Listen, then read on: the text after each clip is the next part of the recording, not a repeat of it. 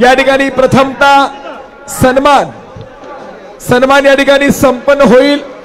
या ठिकाणी सांगोला विधानसभा महाविकास आघाडीचे अधिकृत उमेदवार माननीय दीपकाबा बापूसाहेब साळुंके पाटील यांच्या वतीने सत्कार या ठिकाणी संपन्न होईल।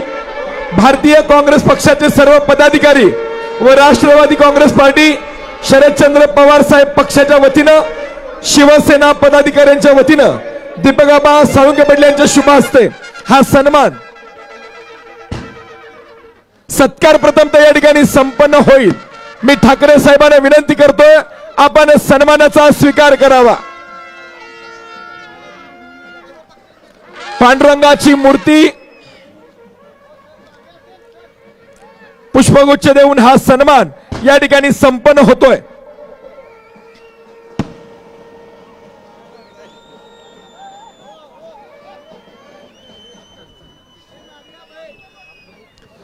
सत्कार या ठिकाणी संपन्न होतोय। जगत राजा पांडुरंगाची मूर्ती देऊन आपल्या ठाण्या वाघासाठी दोन्ही हात वरती।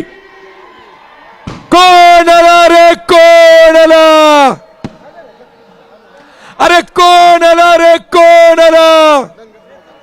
यानंतर सांगोला तालुका सकल धनगर समाजाच्या वतीनं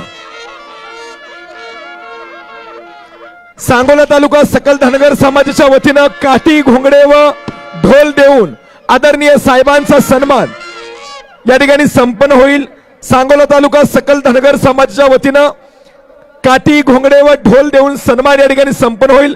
बीरा पुकळे, भाऊसाहेब यमगर, शाहू मेटकरी, डॉक्टर सुधाकर महारनवर, बाबा इमडे, शहाजी खरात, शिवाजी कोळेकर, हरी सरगर, अनिल मोठे, भागवत तंडे आणि राजेंद्र जगन्नाथ देशमुख या धनगर बांधवांच्या वतीनं हा सन्मान या ठिकाणी संपन्न होतोय। जय भवानी, जय भवानी। या ठिकाणी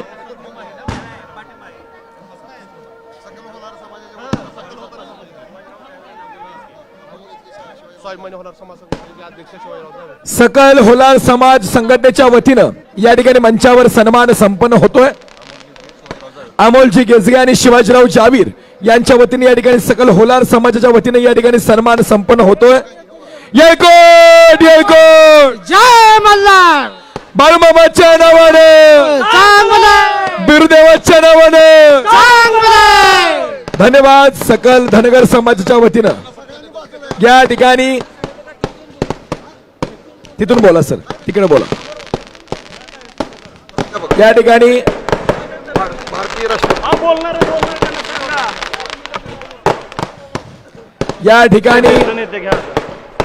या ठिकाणी सन्मान संपन्न झालेला आहे। या ठिकाणी काँग्रेस पक्षाचे नेते आपले प्रभूचंद्र झपके सरांना विनंती करतोय की आपण तमाम सांगोल्यातील मायबाप जनतेला या ठिकाणी संबोधित व्हावं। आज या ठिकाणी उपस्थित असलेले आपल्या सर्वांचे आदरणीय लाडके महाराष्ट्राचे माजी मुख्यमंत्री माननीय उद्धवरावजी ठाकरे साहेब, आपल्या सर्वांचे लाडके उमेदवार श्रीयुत दीपकाबा साळुंखे पाटील, व्यासपीठावरील सर्व मान्यवर आणि या ठिकाणी अथांग अशा जमलेल्या आणि आबांच्या वरती प्रेम व्यक्त करण्यासाठी नव्हे तर मतदानातून जादू दाखवणारे आपण सर्व मतदार बंधू भगिनींनो, मला 2च मिनिटं दिलेली आहेत। मी एकच भूमिका मांडतो की 1985 पासून दीपक आबा राजकारणामध्ये आणि समाजकारणामध्ये आहेत। 85 साली वय बसत नाही म्हणून काँग्रेस पक्षाने त्यांना तिकीट नाकारलं। 90 असेल आणि पुढची प्रत्येक निवडणूक असेल, भले ते काँग्रेस पक्षामध्ये असतील किंवा राष्ट्रवादी काँग्रेसमध्ये असतील, प्रत्येक वेळेला त्यांनी तिकिटाची मागणी केली, परंतु केवळ आणि केवळ पक्षादेश मानून त्यांनी 5 वेळेला इथल्या शेतकरी कामगार पक्षाच्या आमदाराला निवडून देण्यासाठी मदत केली आणि मागच्या वेळेला तर केवळ आणि केवळ दीपक आबाच होते म्हणून या ठिकाणी सध्याच्या आमदारांचा विजय झालेला आहे। या दोन्हीही शेतकरी कामगार पक्ष असेल किंवा हे दुसरे उमेदवार असतील, या दोघांच्याही मनात ही जाणीव असली पाहिजे की केवळ दीपक आबांची मदत होती म्हणून आतापर्यंत तुम्हाला विजयाचे हार मिळत गेले। या बिचाऱ्या दीपक आबांनी दोघांनाही विनंती केली की मी इतक्या वेळेला तुम्हाला मदत केली आहे, मला एकदा तुम्ही मदत करा। हीच भूमिका मी आपल्या समोर मांडतोय की शेतकरी कामगार पक्ष असेल किंवा शिंदे गटाची शिवसेना असेल, त्यांनी दीपक आबांना न्याय दिलेला नाही आणि हा न्याय मागण्यासाठी आज दीपक आबा आपल्या सर्वांच्या समोर आहेत। माझ्या कल्पनेप्रमाणे या ठिकाणी 40 ते 50 हजार लोक आहेत। प्रत्येकानं स्वतः एक आणि आणखीन एक एवढी 2च मतं आबांना दिली तर खऱ्या अर्थानं जनतेनं हा न्याय दिला, ही भूमिका आपणाला घेता येईल। म्हणून मी आपल्या सर्वांना अतिशय नम्रपणाने विनंती करतो की दीपक आबांच्या अन्याय दूर करण्यासाठी आणि त्यांना न्याय देण्यासाठी येणाऱ्या 20 तारखेच्या निवडणुकीमध्ये देवानं न्याय दिलेला आहे। मतपत्रिकेवरती क्रमांक 1 ला दीपक आबांचं नाव आलेलं आहे। आता क्रमांक 1 च्या मताधिक्यानं त्यांना निवडून देण्याचा न्याय तुम्हाला मला सर्वांना करायचा आहे, तो आपण सर्वांनी करावा अशा प्रकारची नम्रतेची आणि कळकळीची विनंती करतो आणि थांबतो। धन्यवाद। हॅलो, धन्यवाद झपके सर, आपण या ठिकाणी संबोधित झालात। आणि यानंतर महाविकास आघाडी ही महाराष्ट्र शासनाचा विकासाचा मुकडा आहे। महाविकास आघाडी ही महाराष्ट्र शासनाचा मुखडा आहे आणि दीपक आबा तुमच्या आमच्या काळजाचा तुकडा आहे, तुमच्या आमच्या काळजाचा तुकडा आहे। दोन्ही हात वरती। आज या ठिकाणी सांगोल्याच्या इतिहासामध्ये ऐतिहासिक अशा या सभेमध्ये उद्याच्या 20 तारखेला आम्हा सगळ्यांना मतदान करायचं आहे आणि हे मतदान करते वेळी मशालीच्या चिन्हाचं बटन दाबून आपण प्रचंड मताने मला विजयी करा आणि उद्धव साहेबांचे हात बळकट करा हे सांगण्यासाठी या ठिकाणी आम्ही आज उपस्थित आहे। गेली सातत्यानं 30-35 वर्षाच्या काळामध्ये या सांगोला तालुक्यामध्ये कधी जात पात पक्ष पार्टी न बघता 18 तास या तालुक्यातल्या जनतेची सेवा करण्याचं काम हे तुमच्या दीपक आबानं केलेलं आहे। हे सगळ्या सांगोला तालुक्यातल्या जनतेला माहित आहे। गेल्या 25 वर्षामध्ये आघाडीच्या राजकारणामध्ये शेतकरी कामगार पक्षाचे गणपतरावजी देशमुख यांना प्रामाणिकपणानं साथ दिली। 19च्या निवडणुकीमध्ये तांत्रिक अडचणीमुळे मला थांबावं लागलं। त्यावेळेला आदरणीय उद्धव साहेब आपण मला फोन करून विनंती केली की आबा या वेळेला एवढे आमच्या गड्याला बाहेर काढा। तुमच्या विनंतीला साहेब मान देऊन मागच्या विधानसभेला त्या निवडणुकीमध्ये आम्ही प्रामाणिकपणानं काम करून या ठिकाणी त्यांना विजयी केलं। निवडणुकीच्या दरम्यान ज्यावेळेला मी माझी उमेदवारी घोषित केली त्यावेळेला मी सांगोला तालुक्यातल्या जनतेला विनम्रपणानं हात जोडून विनंती केली की गेल्या 25 वर्षाच्या काळामध्ये शेतकरी कामगार पक्षाला मी प्रामाणिकपणानं मदत केलेली आहे। आमच्या 2 तरुण नेत्यांना डॉक्टर बाबासाहेबांनी अनिकेत आणि शेतकरी कामगार पक्षाच्या नेत्यांना सांगितलं की बाबा या वेळेला मी उभारलेलो आहे, गेल्या 25 वर्षाचा पैरा तुम्ही आता फेडा आणि दुसरे आमचे शहाजी बापू पाटील तुम्हाला मुंबई दाखवण्याचं काम आम्ही केलेलं आहे, तुम्ही या वेळेला थांबलं पाहिजे अशा पद्धतीची विनंती केली। परंतु या डॉक्टर बाबासाहेब आंबेडकरांनी बाबासाहेबांनी दिलेल्या लोकशाहीमध्ये प्रत्येकाला अधिकार आहे। आमच्या 2 नेत्यापैकी एक नेत्याला उमेदवारी मिळाली बाबासाहेबांना आणि त्यांनी सांगितलं की आम्ही गणपतराव देशमुख साहेबांचे वारस आहेत। त्यावेळेला मी त्यांना सांगितलं तुमच्या दोघांचं जेवढं वय आहे तेवढी वर्ष सेवा दीपक आबानं गणपतराव देशमुखांची केलेली आहे. वारसा हक्क तुम्ही सांगू शकत नाही. उद्धवजी साहेब, मी आपले उपकार आणि आपण केलेला आशीर्वाद माझ्या आयुष्यामध्ये कधी मी विसरू शकणार नाही. कारण ज्या वेळेला तुम्ही मला मुंबईला बोलवून घेतलं आणि मला सांगितलं, दीपकराव तुम्ही आमच्याकडे या आणि मशाल हातामध्ये घ्या, मी उद्धव साहेबांना सांगितलं, साहेब 30 वर्ष माझी अडचण सारखीच होती, पुन्हा काहीतरी गोंधळ व्हायचा आणि मला थांबायला लागायचं. परंतु उद्धव साहेबांनी मला सांगितलं, दीपकराव मशाल हातामध्ये घ्या, सांगोल्याचा उमेदवार शेवटपर्यंत तुम्हीच असाल, युती तुटली तरी चालेल पण दीपक आबा तुमचं चिन्ह बदलणार नाही. साहेब, मी आपल्याला या ठिकाणी मनापासून नतमस्तक होतो. गेल्या 30-35 वर्षाच्या काळामध्ये साहेब, आज महाराष्ट्रातलं वातावरण आपण बघितलं, प्रत्येक सभा ही आपली ऐतिहासिक होत आहे. आता उद्याच्या निवडणुकीमध्ये महाविकास आघाडीचं सरकार येऊन, कालच पवार साहेबांनी सांगितलेलं आहे, ज्याचे जास्त आमदार तो मुख्यमंत्री. त्यामुळे उद्धवजी साहेब, निश्चितपणानं मला खात्री आहे उद्या महाराष्ट्राचे मुख्यमंत्री म्हणून आपणच त्या ठिकाणी त्या आपल्या या निवडणुकीच्या निमित्तानं जाणार. साहेब, मी या सांगोला तालुक्याच्या जनतेच्या वतीने फक्त आपल्याला काही मागण्या या ठिकाणी भविष्य काळातल्या मागणार आहे. गेली अनेक वर्षापासून या सांगोला तालुक्यामध्ये अनेक जणांनी राजकारण केलं, त्या पद्धतीनं त्या ठिकाणी विकासाची कामं करायचा प्रयत्न केला. पण साहेब, मला बोलताना या ठिकाणी फिरताना मनापासूनची खंत वाटते की इथं आमची बसलेली तरुण पोरं आहेत, 35 वर्ष झालं, 40 वर्ष झालं, आमच्या या तरण्या बांड खोंडांना कोण पोरगी दिना झालंय का, तर हिला नोकरी नाही आणि उद्योग नाही.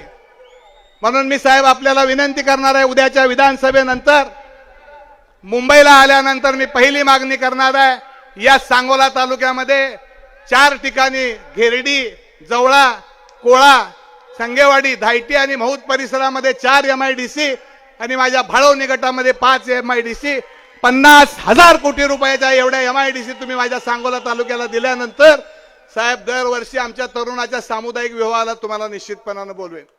एकदा उद्योग उभा राहिला की त्या ठिकाणी निश्चितपणानं आमच्या तरुणांना नोकऱ्या मिळतील, धंदा मिळेल आणि आमच्या तरुणाची नोकरी लग्न करायला पुरी सुद्धा भरपूर येते.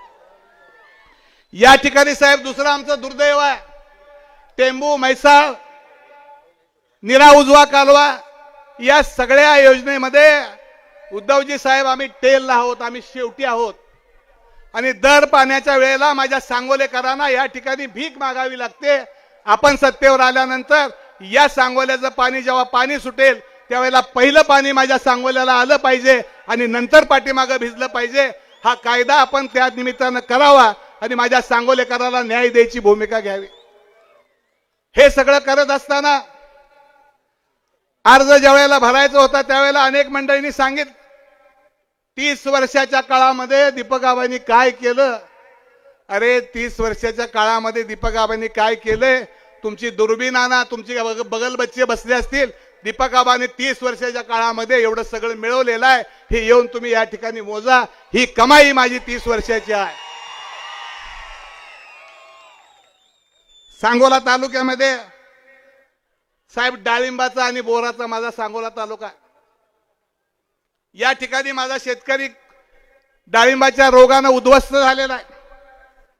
डाळिंबाचं संशोधन केंद्र आणि त्याच्या वेळचा प्रक्रिया करायचा उद्योग या ठिकाणी नाशिकचे आमदार मंत्री पूर्वश्रमीचे शिवसेनेचे भुसे साहेबांनी सांगोल्याला आमच्या ते डाळिंबाचं केंद्र झालं होतं, ते नाशिकला नेलं.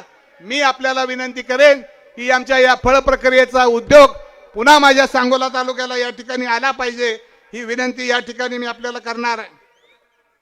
साहेब, आमचं डाळिंबानी शेती उद्ध्वस्त झाल्यानंतर माझा शेतकरी बळीराजा दुधाच्या धंद्याकडे या तालुक्यामध्ये वळलेला आहे. आणि साहेब आपण असताना बऱ्यापैकी 32-35 रुपये दुधाचा दर होता. सरकार गेल्यानंतर साहेब आता दूध उत्पादकाची अवस्था अतिशय वाईट झालेली आहे. मी या निमित्तानं आपल्याला कळकळीची माझ्या बळीराजाच्या वतीनं विनंती करेन, उद्याचं सरकार सत्तेवर आल्यानंतर किमान 40 रुपयाचा हमी भाव माझ्या दुधाला मिळाला पाहिजे, ही विनंती माझ्या बळीराजाच्या वतीनं मी या ठिकाणी करेन. आणि दुधाच्या प्रक्रियेचा एक मोठा उद्योग माझ्या सांगोला तालुक्यामध्ये आपण दिला पाहिजे. साहेब, सातत्यानं पूर्वीचा दुष्काळ असल्यामुळे माझ्या तालुक्यातली अनेक मंडळी पिढ्यानपिढ्या मुंबईला स्थायिक झालेली आहेत, त्या ठिकाणी पुण्याला स्थायिक झालेली आहेत. तरी त्या ठिकाणी एकत्र येण्यासाठी आणि आमच्या सांगोलेकरांचा त्या मुंबईमध्ये पुण्यामध्ये आवाज उठवण्यासाठी आपण या राज्याची सूत्र भविष्य काळामध्ये हातामध्ये घेतल्यानंतर या सांगोला आणि पुण्यामध्ये आम्ही सांगोलेकर अशा पद्धतीच्या दोन भव्य अशा वास्तू शासकीय खर्चानं आम्हाला त्या दोन्ही ठिकाणी त्या करून द्याव्यात, म्हणजे आमच्या मुंबईच्या आणि पुणेकरांच्या मंडळींना त्या ठिकाणी एकत्र येता येईल. या ठिकाणी आमच्या राज्यातले गलाई बांधव या मानपट्ट्यातले दुष्काळी पट्ट्यातले भारत देशामध्ये संबंध आहेत, परंतु त्यांचा धंदा हा सुरक्षित आहे. धंदा असुरक्षित आहे. भविष्य काळामध्ये आपलं सरकार सत्तेवर आल्यानंतर या गलाईच्या धंद्याला सूक्ष्म आणि लघु उद्योगामध्ये त्याचा समावेश करण्याची विनंती मी या ठिकाणी करत आहे. आणखी या ठिकाणी साहेब, माझ्या तालुक्यामधले हजारो तरुण त्या ठिकाणी बाहेर ड्रायव्हिंगच्या निमित्तानं अनेक ड्रायव्हर माझे भारतभरामध्ये आणि राज्यभरामध्ये आहेत, परंतु या ठिकाणी ड्रायव्हर लोकांना आरटीओ आणि अनेक मंडळीचा फार मोठा त्रास त्या ठिकाणी होतोय. भविष्य काळामध्ये या बाबतीमध्ये काही सुरक्षितता त्या ठिकाणी मला मिळाली पाहिजे, की जेणेकरून माझ्या सांगोला तालुक्यातल्या ड्रायव्हरकडे कोणी तिरक्या नजरेनं बघायची हिंमत होऊ नये, अशा पद्धतीचा निकाल तुम्ही या निमित्तानं मी घ्यायला पाहिजे. ही सगळी मी निमित्तानं देणार. माझा मानपट्ट्यामध्ये धनगर समाजाचा मोठा बांधव आहे. या ठिकाणी साहेब मेंढपाळाचा मोठा धंदा, मेंढी पाळण्याचा आणि चरण्याचा मोठा धंदा आहे. या ठिकाणी मी आपल्याला निम्रपणानं विनंती करेन की माडग्याळ मेंढी म्हणून आमच्या भागामध्ये प्रसिद्ध आहे. या माडग्याळ मेंढीचं ब्रीडिंग सेंटर सांगोला तालुक्याला व्हावं आणि 500 कोटी रुपयाचा या ब्रीडिंगचा सेंटरचा मोठा प्रकल्प या दुष्काळी पट्ट्यामध्ये सांगोल्याला तुम्ही द्यावा, की जेणेकरून माझा धनगर समाज बांधव, मेंढी पाळणारा बांधव आहे, त्यांचं या ठिकाणी भविष्य काळामध्ये लोकरीच्या निमित्तानं त्या लोकरीतून स्वेटर, शाल या सगळ्या गोष्टी मिलिटरीमध्ये देता येतील आणि त्या ठिकाणी माझ्या धनगर समाज बांधवाचं जीवनमान निश्चित उंचावेल. साहेब, माझी धाकटी बहीण जयमाला गायकवाड ही जिल्हा परिषदेच्या महिला बाल कल्याण समितीची सभापती म्हणून काम केलं, जिल्हा परिषदेचा अध्यक्ष म्हणून काम केलं. या तालुक्यामध्ये 25,000 महिलांचे बचत गट त्या ठिकाणी निर्माण केलेले आहे. पण माझ्या महिला भगिनींना त्या ठिकाणी उद्योग व्यवसायासाठी एकत्र येण्यासाठी महिलांचं त्या ठिकाणी एक आपल्याला विनंती करेन की स्वर्गीय मीनाताई ठाकरे महिला उद्योग भवन माझ्या प्रत्येक सांगोला तालुक्यामध्ये आपण दिलं पाहिजे आणि हा ऐतिहासिक निर्णय तुम्ही भविष्य काळामध्ये घ्यावा, की जेणेकरून माझ्या सगळ्या माय भगिनी स्वकर्तृत्वानं उद्याच्या भविष्य काळामध्ये अगदी आनंदानं जगू शकतील. साहेब, गेली 12 वर्ष झालं माझ्या गोरगरिबाला रेशनिंग कार्ड मिळत नाही. अनेक ठिकाणी बघितलं तर सरकारचा नियम आडवा येतोय. मी आपल्याला विनंती करेन की ज्यांनी मागेल त्याला या ठिकाणी रेशनिंग कार्ड या ठिकाणी मिळालं पाहिजे. दुसरी माझी विनंती आहे साहेब, या ठिकाणी निवडणुकीच्या तोंडावर सरकारनं अनेक महामंडळ जाहीर केली. जसं येईल तसं आहेराची यादी वाचू तशी महामंडळ जाहीर केली, पण एक रुपयाची तरतूद सुद्धा या निमित्तानं या ठिकाणी झाली नाही. आपण सरकारमध्ये सत्तेवर आल्यावर या प्रत्येक महामंडळाला आर्थिक तरतूद या ठिकाणी करून प्रत्येक महामंडळाला किमान 500 कोटी रुपयाची तरतूद त्या ठिकाणी आपण करावी, ही माझ्या तालुक्याच्या आम जनतेच्या वतीनं मी या ठिकाणी विनंती करेन. साहेब, एल्मार समाज माझ्या तालुक्यामध्ये मोठा एल्मार बांधव आहे, पण त्यांची कुठल्याही प्रकारची नोंद या ठिकाणी झालेली नाही. भविष्य काळामध्ये आपण सत्तेवर आल्यानंतर माझ्या ह्या एल्मार समाजाला आपण न्याय द्यावा, अशी मी या ठिकाणी कळकळीची विनंती आपल्याला करतो. या ठिकाणी ओलार समाजाचा सांस्कृतिक भवनचा विषय आहे. त्याचबरोबर या सगळ्या गोष्टी माझ्या तालुक्याच्या वतीनं मी आपल्याला निश्चितपणानं ही निवेदन देणार आहे आणि आपण या भविष्य काळामध्ये या सगळ्या गोष्टीची पूर्तता करावी, एवढंच या निमित्तानं सांगेन. साहेब, आता लय जण देव पाण्यात घालून बसलेले आहेत. पहिल्यांदा म्हणत होते आबाचा अर्जच राहत नाही. आबाचा अर्ज राहिल्यानंतर आणि अर्ज भरायची गर्दी बघितल्यानंतर सगळ्यांची झोप उडलेली आहे. आणि साहेब, आज तुमची सभा झाल्यानंतर उद्याच्याला कदाचित एखादा पाठिंबा सुद्धा मला देऊ शकेल अशी परिस्थिती त्या ठिकाणी निर्माण झालेली आहे. म्हणून मगाशी सांगितलं की कुणाला बघायचं असेल तर येऊन जरा माणसं मोजून बघा. 30-35 हजार मंडळी या ठिकाणी उपस्थित आहेत. 5-5 मतं धरली तर पीटी मोजायची कळायची नाही. साहेब, मी नशीबवान एवढा आहे, तुम्ही मला आशीर्वाद दिला, तिकीट दिलं, बॅलेट पेपरवर माझं नाव सुद्धा मशालीचं 1 नंबरवर आहे. नाद करायचा नाही, 1 नंबरचं बटन दाबायचं आणि आपले शिवसेनेचे हृदय सम्राट पक्षप्रमुख माननीय उद्धव साहेबांचे हात बळकट करण्यासाठी 20 तारखेला आपण प्रचंड मतानं मला विजयी करा ही विनंती करतो आणि या ठिकाणी थांबतो. धन्यवाद. जय हिंद, जय महाराष्ट्र. धन्यवाद आबा. या ठिकाणी आपण संबोधित झालात. खरं तर आपण आजारी पडल्यानंतर कोणत्या जातीचा डॉक्टर शोधत नाही, कोणत्या पक्षाचा डॉक्टर शोधत नाही. जर आपल्या सांगोला तालुक्याचा विकास करायचा असेल तर आपले डॉक्टर फक्त दीपक आबा आहेत. यानंतर या ठिकाणी संबोधित होतील महाराष्ट्र राज्याचे नेते आदरणीय उद्धवजी बाळासाहेब ठाकरे. या ठिकाणी 2 पक्ष प्रवेश होतील. भारतीय जनता पार्टी सेल अध्यक्ष सोलापूर जिल्हा डॉक्टर परेश खंडागळे, भारतीय तालुका उपाध्यक्ष भारतीय जनता पार्टी तालुका उपाध्यक्ष जिल्हा सरचिटणीस सन्माननीय श्री आनंद फाटे आणि अपक्ष उमेदवारांचा पाठिंबा आबाने या ठिकाणी येतोय. माननीय श्री गोविंद अंबादास कोरे, परमेश्वरजी गेजगे आणि माननीय रणजितसिंह विठ्ठल देशमुख, तसेच या ठिकाणी रिपब्लिकन पार्टी ऑफ इंडिया यांच्या वतीने या ठिकाणी प्रवेश आणि या ठिकाणी होतोय, त्यांचंही आम्ही या ठिकाणी स्वागत करतोय. यानंतर माऊलीनंतर समाधी नाही, तुकोबानंतर वैकुंठ गमन नाही, शिवरायानंतर छत्रपती नाही, गंधर्वानंतर गाणं नाही, माशानंतर पोहणं नाही, रामानंतर आचरण नाही, गरुडानंतर भरारी नाही आणि स्वर्गीय बाळासाहेबांसारखं व्यक्तिमत्व. अरे भगवे आमुचे रक्त तळपतो हात वरती. जात गोत्र आणि धर्म आमचा शिवसेना शिवसेना.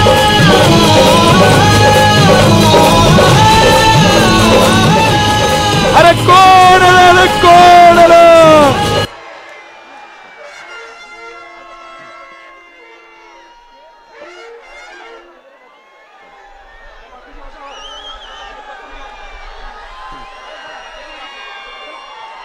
चला, जमलेल्या माझ्या तमाम महाराष्ट्रप्रेमी बांधवांनो, भगिनींनो आणि मातांनो,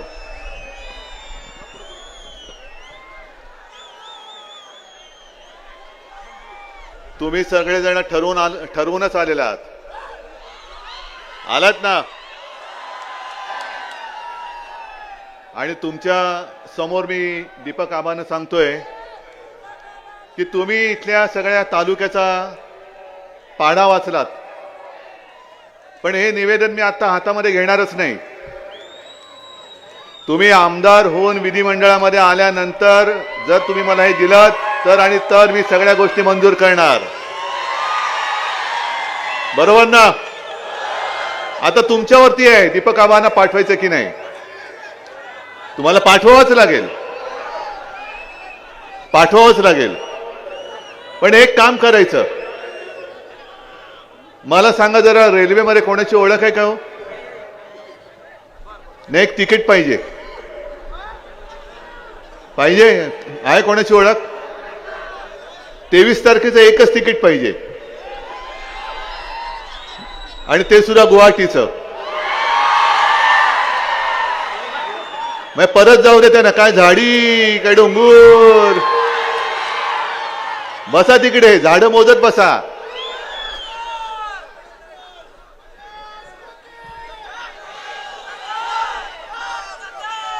प्रत्येकाचं एक नशीब असतं. देव संधी देत असतो. त्या संधीचं सोनं करायचं का माती करायची हे ज्याचं त्यांनी ठरवायचं. गेल्या वेळेला एका गद्दाराला आपण उमेदवारी दिली, तुम्ही सगळ्यांनी त्यांना संधी दिली आणि त्यांनी नुसतं संधीचं नाही तर आयुष्याचं मातेरं केलं. किती माज म्हणजे किती माज असायला पाहिजे. लय म्हणजे काय एकदमच लय. पण ज्यांनी त्यांना मोठेपण केलं होतं त्यांना माहिती नव्हतं की हेच सगळे जण त्यांचा माज सुद्धा उतरवू शकतात. मी आलोय त्यांचा माज उतरवायला आलेलो आहे. मी आलोय गद्दारांना गाडायला आलेलो आहे. आणि मी आलोय ते गद्दारांच्या छाताडावरती पुन्हा एकदा भगवा रोवायला आलेलो आहे. अरे गद्दारांना काय वाटलं, ते गद्दार म्हणजे काय सगळी लोक गद्दार? पण महाराष्ट्राचा इतिहास आहे, महाराष्ट्र कधी गद्दारांना क्षमा करत नाही. आणि या गद्दाराला सांगायचे तिथला डोंगर तू पाहिलास, पण इथल्या रायगडाचे टकमक टोक नाही पाहिलंस. हे तुला 23 तारखेला दिसणार आहे. त्या टकमक टोकावरनं हे सगळेजण कसा तुझा राजकीय कडेलोट करतील ते बघ. आणि मग तुझी जी काय मस्ती होती,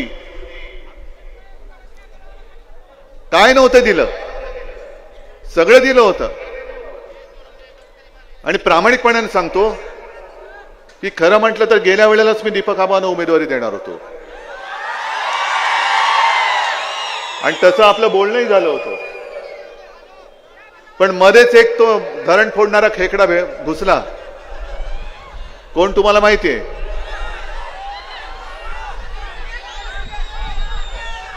आणि त्यांनी सांगितलं की साहेब माझं ऐका, हा 100% निवडून येतो.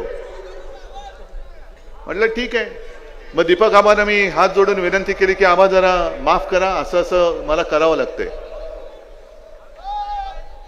आणि त्यांचं कौतुक मला एवढ्यासाठी वाटतं की त्यांना सांगितल्यानंतर कुठेही लांडी लबाडी केली नाही, गद्दारी तर अजिबात केली नाही, बंडखोरी नाही केली. पण ठीक आहे उद्धवजी, मी आणतो निवडून. म्हणजे असा सैनिक आपल्याला पाहिजे, तुमच्यासाठी लढणारा. याला म्हणतात सैनिक. आता त्यांनी सांगितलं ना किती वर्ष थांबले होते. आता झालं. जी काय मध्ये तुमच्या स्पीड ब्रेकर होते ते सगळे आता आपण सपाट केलेले आहेत. एक मोठं ढेकूळ आहे ते पण यावेळेला सपाट करून टाकायचंय. आता निवडणूक रंगात यायला लागलेली आहे. साधारणतः 1 आठवड्यापूर्वी मी मुंबईत असताना मला पत्रकारांचे फोन यायचे की उद्धवजी यावेळेला काय लोकसभेसारखं काही दिसत नाही हो. म्हटलं का हो? नाही अजून काय असं गरम नाही होत. म्हटलं थांबा जरा, ही मशाल अजून आमची पेटली नाही, मग सगळ्यांचं सगळं गरम होईल. आता बघा कशी पेटले मशाल, धगधगते. आणि मी जिथे जातोय तिथे अशी तोबा गर्दी होते. लोक वाट बघतायत, जनता वाट बघते. जो गद्दारीचा वार त्यांनी केला तो केवळ उद्धव ठाकरेवरती नाही केला, शिवसेनेवरती नाही केला, तर आपली आई असलेल्या महाराष्ट्राच्या कुशीवरती यांनी वार केलेला आहे. आहेत आता मोदी आणि शाह फिरतायत. अमित शहाबद्दल तर काय बोलायचीच बात नाही. तो लगेरो मुन्नाबाई बघितलं होतं ना तुम्ही, त्यातले सर्किट सारखे फिरतायत. क्या करने का है भाई, किसको उठाने का है? बोल ना भाई, तू मैं करेला आहे ना. मैं काय माणसं, काय भाषा. आणि येऊन जाऊन काय आता दीपक आबा, तुम्ही जसं या सांगोलेकरांच्या व्यथा सांगितल्या, अजूनही त्या निऱ्या उजव्या कालव्याचं पाणी थेट टेलपर्यंत येत नाही. कधी येणार? मी विदर्भात गेलो होतो, मराठवाड्यात गेलो होतो, सगळीकडे शेतकरी हवाल दिले. इथे तुझं सुद्धा शेतकरी आलेत का? तुम्हाला शेताला भाव मिळतोय शेतमालाला तुमच्या? अरे पण आम्ही 370 कलम काढलं ना, 370 कलम काढलं ना, काढलं की नाही? मग तुम्हाला शेतमालाला भाव नाही मिळत? आम्ही 370 कलम काढलं. काय कशासाठी कुठे बोलताय? माझ्यावरती टीका करतायत की उद्धव ठाकरे 370 कलम काढायला ज्यांनी विरोध केला त्यांच्यासोबत बसलेत. अमित शहाजी, तुम्हाला जरा डोक्याला ब्राह्मी तेल वगैरे लावा. कारण जर का तुम्हाला स्मृतिभ्रंश झाला असेल तर आठवण करून देतो की 370 कलम हटवताना शिवसेनेने तुम्हाला पाठिंबा दिला होता. आणि आम्ही कोणावर बसतोय काय करतोय ही हेरगिरी करण्याच्या पेक्षा जरा एका गोष्टीचं उत्तर तमाम महाराष्ट्राला द्या आणि देशाला द्या की जेव्हा तिथल्या काश्मीरमध्ये आपल्या पंडितांवरती, हिंदू पंडितांवरती अत्याचार होत होते, त्यांच्या हत्या होत होत्या, अतिरेकी त्यांची घरदारं बळकावत होते, तेव्हा मोदी आणि शहा हे नाव त्यांच्या घराच्या बाहेर कोणाला माहित नव्हतं. त्या काळात फक्त आणि फक्त हिंदू हृदय सम्राट शिवसेना प्रमुखांनी काश्मीरी पंडितांना महाराष्ट्रामध्ये आश्रय दिला होता.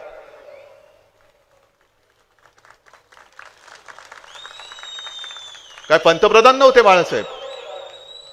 आणि मग तुम्ही 370 कलम काढल्याचा जो काही डंका पिट्टाय माझ्या इथल्या तहानलेल्या शेतकऱ्यासमोर, माता भगिनींसमोर, 370 कलम काढून किती वर्ष झाली? त्यावेळेला जेव्हा आपल्याकडे काही नव्हतं तेव्हा काश्मीरी पंडितांना महाराष्ट्रात आसरा दिला. मग पंतप्रधानपदी मोदी बसलेत, गृहमंत्री म्हणून अमित शहाजी तुम्ही बसला आहात. 370 कलम काढल्यानंतर किती काश्मीरी पंडितांना पुन्हा तुम्ही घरी घेऊन गेलात हे मला आधी पहिलं सांगा, मग तुमचा डंका पिठा. आज महाराष्ट्रातली जनता रोजगार मागते, तुम्ही सांगता 370 कलम काढलं. महाराष्ट्रातली जनता हमीभाव मागते, शेतकरी हमीभाव मागतोय, तुम्ही सांगताय राम मंदिर बांधलं. राम मंदिर बांधताना आम्ही नव्हतो तुमच्यासोबत. मी मुख्यमंत्री होण्याच्या आधी देखील गेलो होतो आणि मुख्यमंत्री झाल्यानंतर सुद्धा काँग्रेसच्या मंत्र्यांना घेऊन मी राम मंदिरमध्ये गेलो होतो. पण तुम्हाला सगळ्यांना काहीतरी असं भासवायचं, पुन्हा हिंदू मुस्लिम वाद आणायचा, आपण काहीतरी थोडंसं एक भान आपलं हरपतं आणि पुन्हा त्याने एकदा डोक्यावर घेऊन बसतो. इथले जे मूलभूत प्रश्न आहेत त्याच्यावरती का नाही बोलत? एक साधा प्रश्न मी तुम्हाला विचारतो, मुंबई पासून सांगोला किती लांब आहे ना? मग एवढ्या लांब असलेली मुंबई कोणाच्या घशात घालतायत? हा, जरा मोठ्याने बोला ना. अदानी. म्हणजे 400 किलोमीटर वरती किती अंतरावरती असलेली मुंबई कोणाच्या घशात घालतायत हे तुम्हाला कळतंय? मग उद्या विचार करा, यांचं सरकार परत आल्यानंतर तुमच्या 7-12वरती अदानीचं नाव आलं तर काय होईल? येऊ शकेल की नाही शकेल मला सांगा तुम्ही. तुम्हाला वाटतं आज अतिशयोक्ती करतोय, पण मी एक ठरवलेलं आहे, आपलं महाविकास आघाडीचं सरकार आल्यानंतर जी मुंबई अदानीच्या घशात घातले, जी त्याच्या घशातनं काढून मी माझ्या महाराष्ट्राच्या भूमिपुत्रांना तिथे मुंबईत आणि मुंबईच्या आजूबाजूच्या परिसरात परवडणाऱ्या किमतीमध्ये मी घर देणार आहे. देऊन दाखवणारच. येऊन दाखवा मध्ये आडवे. एक महाराष्ट्र म्हणून काय आपल्याला स्वाभिमान आहे की नाही? काय मोदी शहानी यायचं आणि टपल्या मारून जायचं आणि मग त्यांनी टपली मारून गेल्यानंतर मग पुन्हा आपण शाहू फुले आंबेडकर म्हणून उभं राहायचं? हा महाराष्ट्र मर्दांचा महाराष्ट्र आहे. या महाराष्ट्राला तुम्ही पायपुसणं समजू नका. आणि दुसरा एक विषय फार महत्वाचा, तुम्हाला आज ही अतिशयोक्ती वाटत असेल, पण शांत डोक्याने विचार केल्यानंतर पट्टे की नाही ते मला सांगा. हा संपूर्ण पट्टा इथून पश्चिम महाराष्ट्र हा सहकाराचा पट्टा आहे ना? मग ते साखर कारखाने असतील, सहकारी बँका असतील, इतर काही उद्योग असतील. आजपर्यंत कधीही स्वातंत्र्यानंतर सहकार हा राज्याचा विषय, पण केंद्रामध्ये सहकार खातं तयार केलं गेलं आणि ते खातं अमित शहानी स्वतःकडे ठेवलेले. आता यांना जे काय वाटतंय, पलट्यात तिकडत ना, अजित पवार बिवार सगळे जात आहेत, धाडी पडल्यानंतर सगळे पलटायत आणि त्यांना निवडून देण्यासाठी प्रचार करतायत. त्यांच्या लक्षात येत नाही भाजपची नीती ही वापरा आणि फेका अशी नीती आहे. काम पाहिजे, काम करायचंय तेव्हा वापर करायचा आणि काम झाल्यानंतर फेकून द्यायचं, ही यांची दळभद्री नीती आहे. आज हे यांना पक्षात घेतील. आजच आता यांनी सुरू केलेलं आहे की देवेंद्र फडणवीस त्यांचा मुख्यमंत्री असेल, मिंदेरा म्हणा बस भांडी घासत, आणि या डोंगरवाल्याला पण म्हणा की ते मिंदेला माती देत बस भांडी घासायला मदत करायला.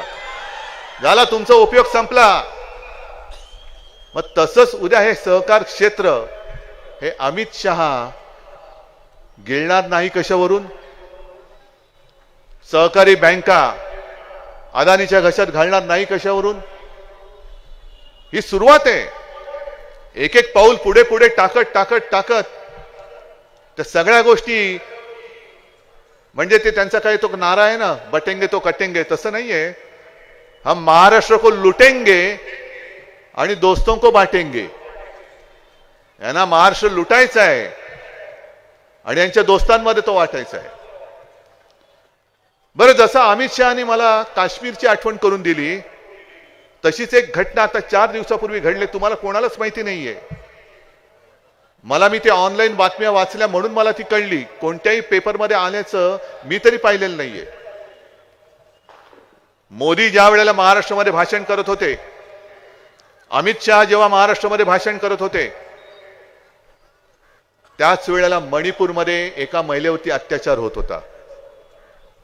31 वर्षाची आदिवासी महिला, 3 मुलांची आई, घरामध्ये घुसले, तिच्या अत्याचार केला. आणि अत्याचार केलाय कमी पडले की काय म्हणून तुला जिवंत जाळून टाकण्यात आलं. जिवंत जाळून टाकण्यात आलं. तक्रार कोण घेणार? कोणाची हिंमत आहे? तक्रार झाली, आरोपींची ओळख अजून पटलेली नाही. आणि अमित शहा, तुम्ही देशाचे गृहमंत्री आहात, तुम्ही गृहमंत्र्यासारखं वागलं पाहिजेत. तुम्ही उद्धव ठाकरेला संपवण्यापेक्षा मणिपूरमध्ये जाऊन जे हिंसाचार करतात ना, त्यांना संपवून दाखवा. मणिपूरचा हिंसाचार थांबवून दाखवा. काश्मीरचं जे तुम्ही आम्हाला सांगताय 370 कलम, अजूनही तिकडे अतिरेक्यांचे हल्ले होत आहेत, आपल्या सैनिकांवरती होत आहेत. ते हल्ले अजूनही थांबलेले नाहीयेत. ते पहिले थांबवून दाखवा. आणि जर हे तुम्हाला जमत नसेल तर मी मोदींना सुद्धा सांगतोय, सोडा पंतप्रधान पद. तुम्हाला देशापेक्षा राज्याच्या निवडणुकीमध्ये तुमचा पक्ष जिंकावा हे महत्वाचं वाटत असेल तर पंतप्रधान पद सोडा, गृहमंत्री पद सोडा. आणि जसं आम्ही फिरतोय आमच्या पक्षाचे स्टार प्रचारक, तसं मोदी आणि शहानी भाजपचे स्टार प्रचारक म्हणून फिरलं पाहिजे. कुठे आमच्या तुम्ही मन की बात करताय, आम्ही जन की बात करतोय. जनतेची गोष्ट आम्ही करतो आहोत. हे खोकेवाले धन की बात करतायत, मी जन की बात करतोय. हा फरक आहे त्यांच्यात आणि आपल्यामध्ये. आणि इथे जे कोणी अपक्ष उभे राहिलेत, महाआघाडीचा उमेदवार एक आणि एकच आहे, दीपक आबा, ज्यांच्या हातामध्ये मशाल आहे. बाकींच्या बंडखोऱ्या आणि अपक्षांना धूप घालायचा नाही. मी तर म्हणेन, तुम्ही महायुतीला मदत करायला आम्हाला अपशकुन करता आहात. अपशकुन करू नका. महाराष्ट्राचे शाप तुम्हाला लागतील. आहे ना, प्रत्येकाला त्याचं जे काय द्यायचं ते देत आलेलं आहे महाराष्ट्र. पण महाराष्ट्राच्या पायावरती हा धोंडा पाडू नका. जेव्हा आपलं सरकार होतं आणि मी मुख्यमंत्री होतो, मला तुम्ही सांगायचं, एक तरी उद्योग इथून गुजरातला मी नेऊ दिला होता? एक तरी रोजगार इथून गुजरातला त्यांची नेण्याची हिंमत झाली होती? मग यांनी सरकार पाडलं ते एवढ्याचसाठी पाडलं. आज यांना शिवसेनेतून गद्दारी केलेला माणूस मुख्यमंत्री म्हणून चालतो का? कारण तो त्यांचे बूट चाटतोय, तो त्यांच्या समोर शेपूट हलवतोय. पण उद्धव ठाकरे त्यातला नव्हता. कारण मुख्यमंत्रीपद गेलं तरी 72, पण मी महाराष्ट्राशी बेईमानी करणार नाही. आणि आज जर कोणाला असं वाटत असेल की मला पुन्हा मुख्यमंत्री पदाची स्वप्न पडतायत, मला माझ्या महाराष्ट्राची स्वप्न पडतायत, मला माझा महाराष्ट्र डोळ्यात देखत लुटला जातोय हे बघवत नाही, म्हणून मी ती सगळी सत्ता असो किंवा भाजप असो त्यांना लाथ मारून मी तुमच्यासोबत तुमच्यासाठी लढायला उभा राहिलेलो आहे. कोणीतरी पाहिजे की नको? सगळेच जर का लाचार झाले तर मग महाराष्ट्र कोणाचा राहील? छत्रपती शिवाजी महाराज, शाहू फुले, आंबेडकर यांचा महाराष्ट्र राहणार का मोदी, शहा आणि अदानीचा महाराष्ट्र होणार? हे ठरवणारी ही निवडणूक आहे. हे ठरवणारी ही निवडणूक आहे. अजूनही इथे तुम्ही काय काय सांगत होता, डाळिंब प्रक्रिया प्रकल्प पाहिजे, दुधाचा पाहिजे, याचा पाहिजे, का झाले नाहीत अजून? MIDC तरी आहे,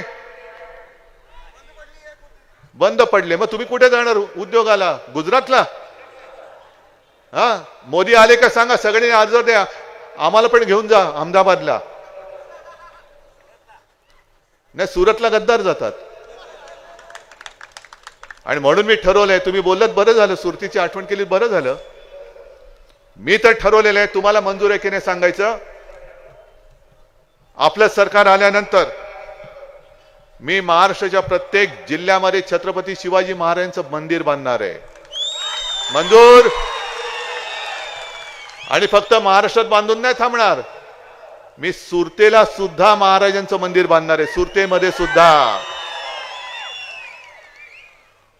मग तुम्ही माता भगिनी इकडे मोठ्या प्रमाणावरती जमल्यात, त्या म्हणतील हे सगळं ठीक आहे, आमचं काय, आम्हाला बरे की 1500 रुपये मिळत आहेत. बरे का हो? 1500 मध्ये घर चालतंय?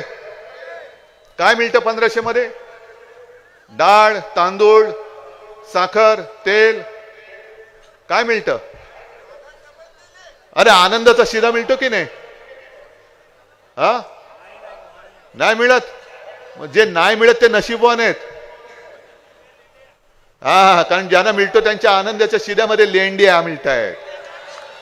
आणि हा मिंद्याचा आनंद, आणि त्या मिंद्याच्या आनंदाचा शिदा म्हणजे त्या शिद्यामध्ये लेंड्या उंदराच्या. आणि म्हणून आणखीन एक जे आपण ठरवलेलं आहे की आपलं सरकार आल्यानंतर महागाईने सगळे तुम्ही जे बेजार झालेले आहात, जीवनावश्यक 5 वस्तूंचे भाव आपण पुढची 5 वर्ष स्थिर ठेवून दाखवणार, म्हणजे दाखवणारच. आणि ते सुद्धा शेतकऱ्याचं नुकसान होऊ न देता, अजिबात होऊ देणार नाही. कारण काहीतरी या गोष्टी केल्या पाहिजेत. मुलींना मोफत शिक्षण मिळतं. आता दीपक आबा तुम्ही सांगितलं मुलांना मुलीच मिळत नाही, का नाही मिळणार? मिळालंच पाहिजे. नोकरी पहिली मिळाली पाहिजे. आणि नोकरी मिळायची असेल तर पहिलं शिक्षण मिळालं पाहिजे. आणि म्हणून आपण आणखीन एक जे वचन तुम्हाला मी देतोय, जसं मुलीला मोफत शिक्षण मिळतं तसं मी महाराष्ट्रातल्या प्रत्येक मुलाला सुद्धा मोफत शिक्षण देणार, म्हणजे देणारच.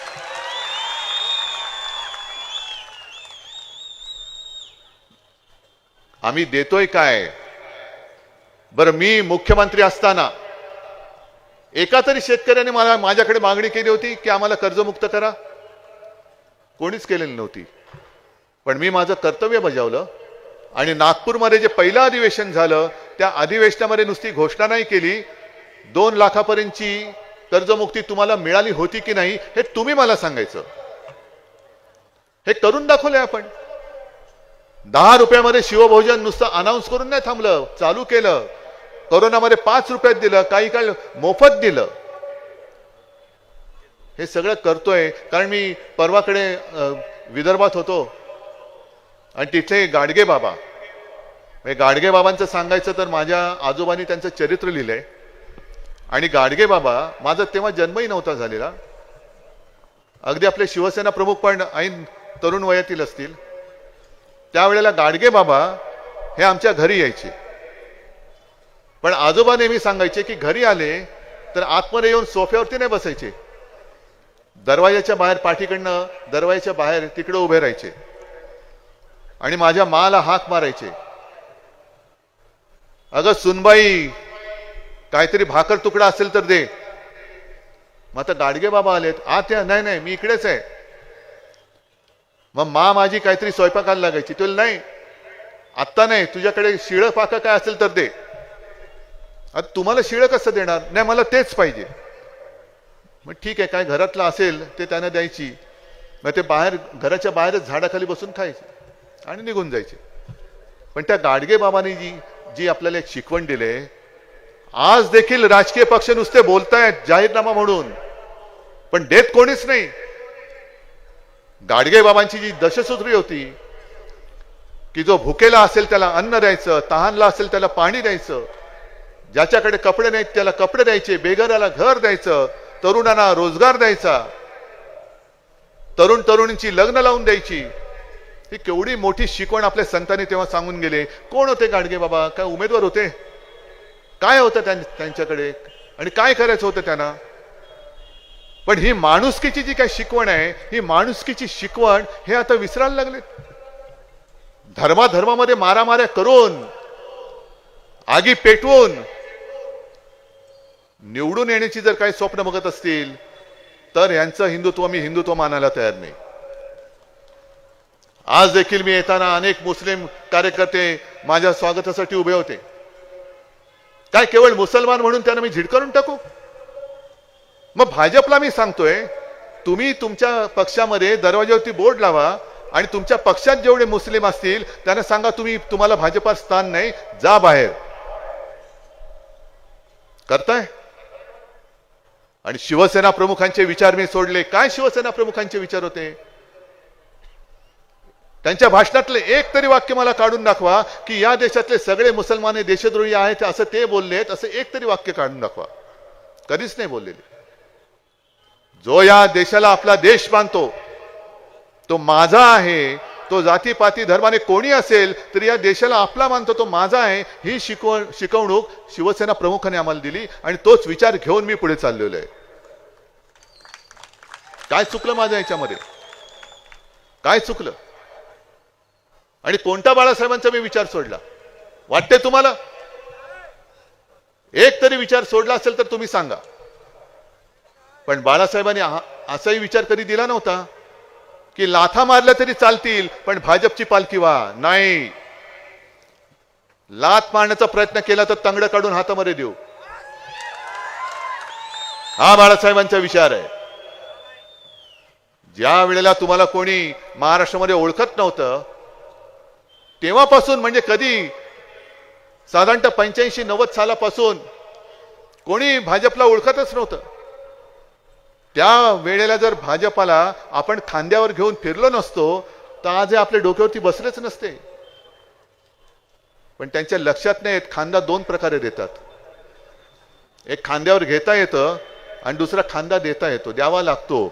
तो या निवडणुकीत आम्ही तुम्हाला देणार आहोत, या निवडणुकीत देणार आहोत. 50 खोके तर आता सुटे पैसे झाले त्यांचे. 50 खोक्यामध्ये तुम्हाला विकत घेऊ शकतात का रे? गद्दार विकला गेलाय, तुम्ही विकले जाल. पावसाचा धबधबा, अरे हा, निवडणुकीची सुरुवात झाल्यावरती एक गाडी पकडली गेली होती तुमच्याकडे येणारी.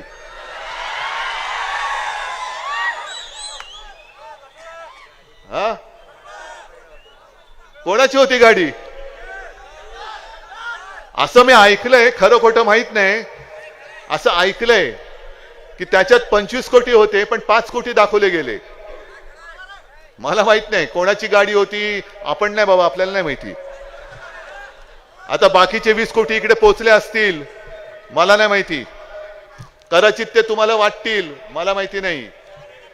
पण हा हरामीचा पैसा घेऊन तुम्ही तुमचं आयुष्य विकणार आहात का? आम्ही तुम्हाला काहीतरी देतोय. जसं मी तुम्हाला सांगितलं की महिलांची जी आज 1500 रुपयाची जी योजना आहे, यांनी बरोबर निवडणूक आयोगाच्या माध्यमातून ती बंद करून टाकली. म्हणजे तुम्हाला दाखवलं की आम्ही तुम्हाला देऊ इच्छितो पण आम्हाला हे देऊ देत नाहीत. मग आम्ही तुम्हाला वचन देतोय, अरे 1500 काय, आपण आपलं सरकार तुम्हाला 3000 रुपये देईल. अनेक जे बेरोजगार तरुण आहेत त्यांना रोजगार मिळेपर्यंत, परवा राहुल गांधीजींनी सांगितलं ना, रोजगार मिळेपर्यंत दरमहा 4000 रुपये आपण त्यांना देऊ. बाकी दीपक आबा, मला खात्री आहे, माझा विश्वासच बसलाय की मगाशी मी सांगितलं तुमचं निवेदन मी आता घेणारच नाही. तुम्ही आमदार बनून हे निवेदन मला विधानसभेत द्यायचं तर मी त्याचा विचार करीन. आणि माझा विश्वास बसलाय की या सगळ्या लोकांनी ठरवलं, तुम्ही आणि तुमचं मत आणि तुमच्या कुटुंबातलं आणखीन एक मत, 4 जणांचं कुटुंब असेल तर 4 मतं. मग तुमच्या सोबत जे इथे आलेले नाहीत ते तुमचे मित्र, त्यांचं मत, त्यांच्या कुटुंबियांचं मत, म्हणजे सांगोल्यातली सगळीच्या सगळी मतं ही मशालीवरतीच आली पाहिजेत, मशालीवरतीच आली पाहिजेत. आणि एवढं जर का तुम्ही केलं तर मग दीपक आबा तुम्ही जे जे म्हणालात ते मंजूर आहे. वचन देताय. मी तुम्हाला एवढी वचनं दिली, तुम्ही मला एक वचन नाही देऊ शकणार. मी वचन पाळणार आहे की नाहीये? तुम्ही आहात की नाही? मग दोन्ही हात वर करून सांगा की आम्ही मशाल हातात घेतले आणि दीपक आबाच आमचे आमदार. आपलं ठरलं. विजयाची जबाबदारी तुमच्यावर. जय हिंद, जय महाराष्ट्र. हॅलो, साहेबांचा ताफा गेल्याशिवाय कुणीही जाऊ नये ही विनंती. साहेबांचा ताफा पहिल्यांदा जाईल, कुणीही जाऊ नका. सर्वांना विनंती राहील.